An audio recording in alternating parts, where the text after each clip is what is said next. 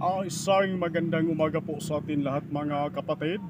May gagawin na naman tayong TV. Ito ang buhay naman sa atin gagawin. Bulol tayo tuloy ng umaga pa lang na buhay naman natin gagawin sa umagang ito. Ang brand nito ay Prestige na curved type ito na smart TV. 32 inches lang ito mga bro. Ang problema daw nito, sabi na may-ari, ay wala raw picture. So plug in natin, alamin natin kung talagang wala siyang picture. Ayan, may standby power na, power on lang natin. Ayan, nag-una yan mga bro. Nagkipansin natin para may kumislap dito saglit. Tapos nawala na. Agoy, buhay pala ang backlight nito mga bro. Sa makatuwid, ang problema natin ito ay yung pinaka-screen. Sana magawa natin ito mga bro. Ito pa naman ang buhay na mano natin sa umagang ito. Actually, nabuksan na natin yan mga bro kasi gusto na may-ari bago siya umalis, ma-check muna at malaman kung anong diferensya at ma-estimate kung magkano raabutin. Kaya binuksan na natin yan sa likod. Tinanggalan natin yung tornilyo mga bro. So silipin na lang natin kung ano, pero sigurado sa screen talaga sira nito mga bro dahil ang backlight nito ay buhay.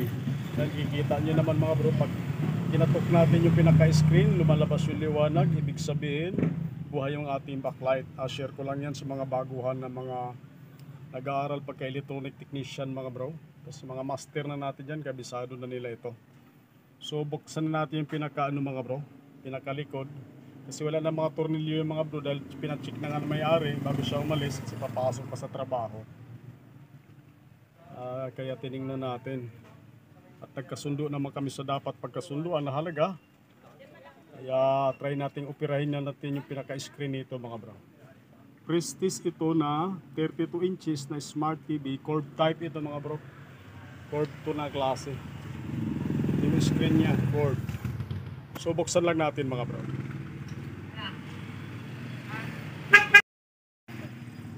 So bago pala natin buksan ng tuluyan mga bro, pakita ko lang sa inyo yung model number itong ating gagawin na Prestige na smart TV.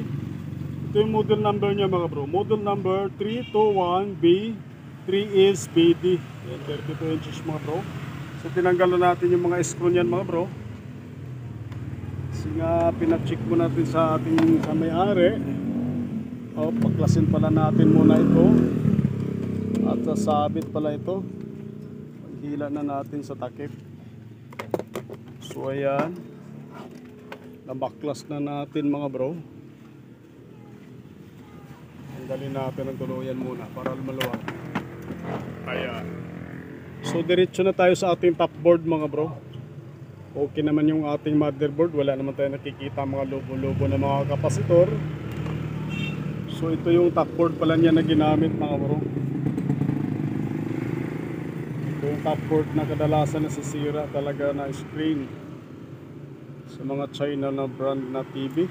So isa-isahin muna natin yan mga bro, yung ating SMD capacitor dyan. Titingnan natin kung may makita tayong shorted.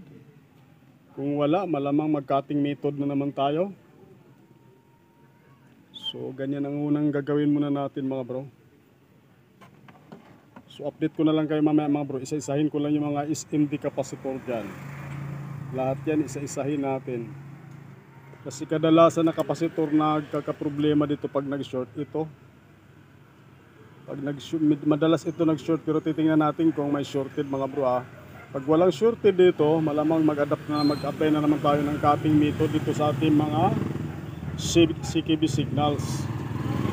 So update ko na lang kayo mamaya mga bro. Isa-isahin ko lang. Medyo pagtiyagaan natin to. Kailangan isa-isahin natin yung mga SMD capacitor. Sana may makita tayong shorted tuloy. So update na lang ulit mamaya mga bro.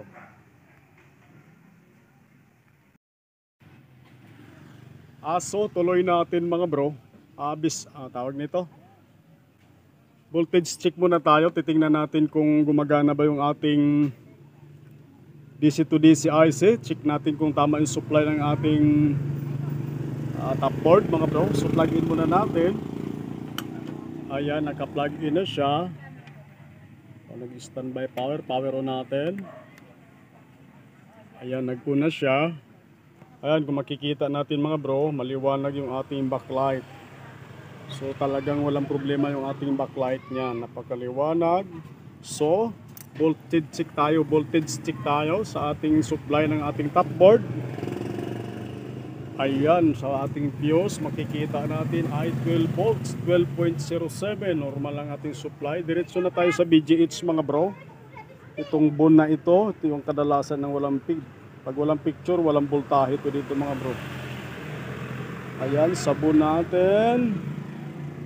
Ayan na, 0.08. So wala talaga tayong voltahe. Hindi gumagana yung ating DC to DC. So, check muna natin lahat uli yung ano man pala.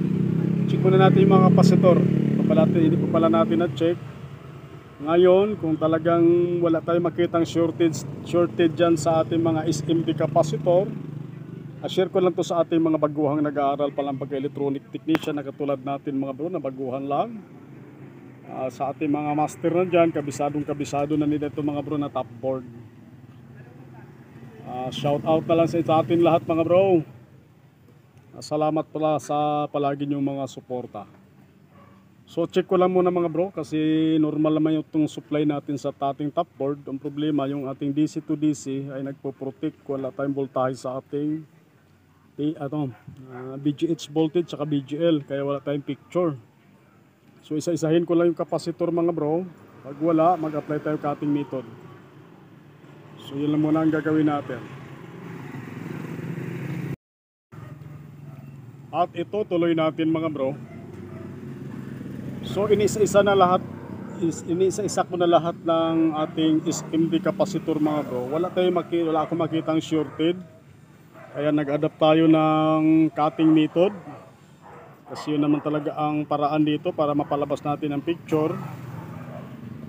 So unang kinat natin mga bro, kasi medyo marami-rami na rin tayo na opera ng ganitong mga klaseng top board. Yung panglima dito mga bro sa ating mga CKB signals, yun ang una kong pinutol. Kung makita nyo mga bro dito, yan may pinutol ko na yan.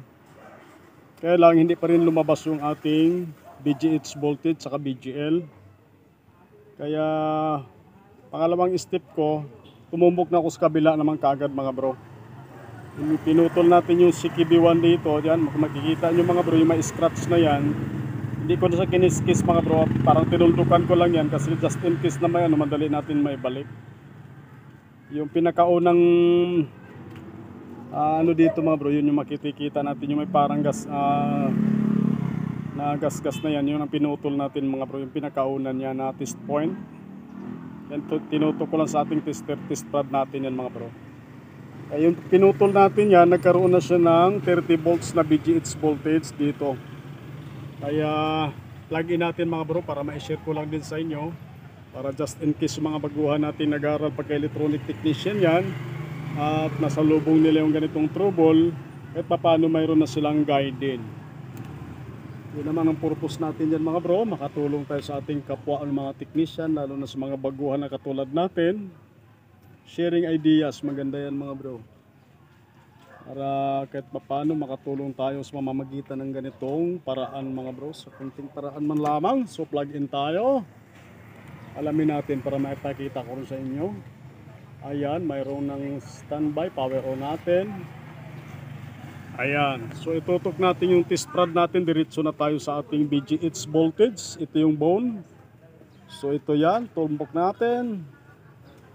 Ayan, kung makikita natin sa tester mga bro, 30.6. So normal na yung ating BGH voltage dyan. So titingnan natin na lang kung mayroon na siyang picture. Kasi pag mga ganyan may normal na ano. So silipin muna natin yung pinaka-screen. Titingnan natin kung maganda na ba yung picture niya. Wala bang mga guhit-guhit. Dala, sasabit yung ating ano. So silipin lang natin mga bro. Pero sa tingin ko okay na yan pag ganyan. Up, buksan natin. Ayun, makikita, malinaw na nga siya mga bro. Maganda kasing design, forma rin ditong TV na ito dahil ano siya, curva. Hindi siya hindi siya diretso lang curve na kung tawagin ng model na ito.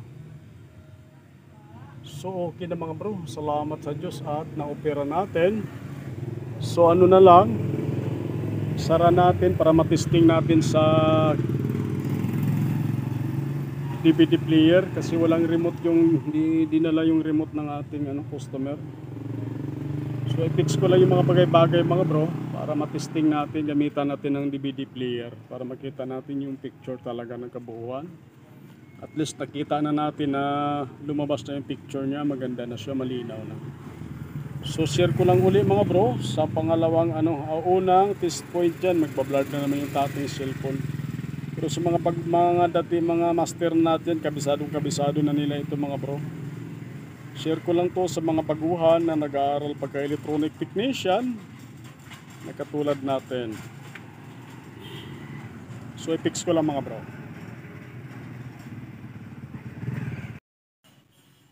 So ito na mga bro, final testing na natin itong ating ginagawa na Prestige na 32 inches na curve type. So plug in natin, buti na opera natin yung screen nito.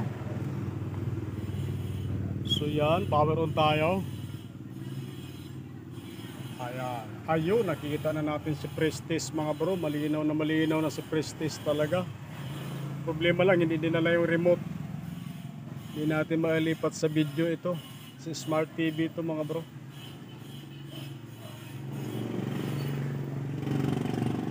So at least nakita na natin na medyo may maganda na yung picture niya mga bro, malinaw na mga bro.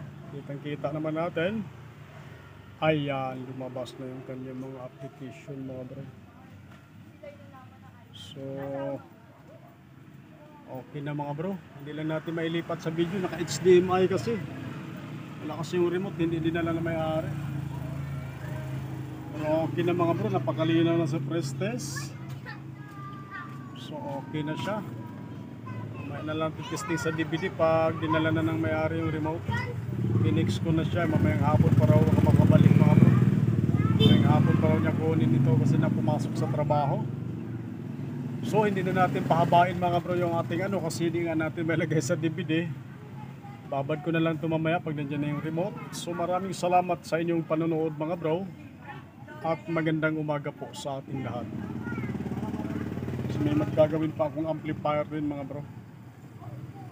At least nakita na natin si Prestige na napakalinaw niya na.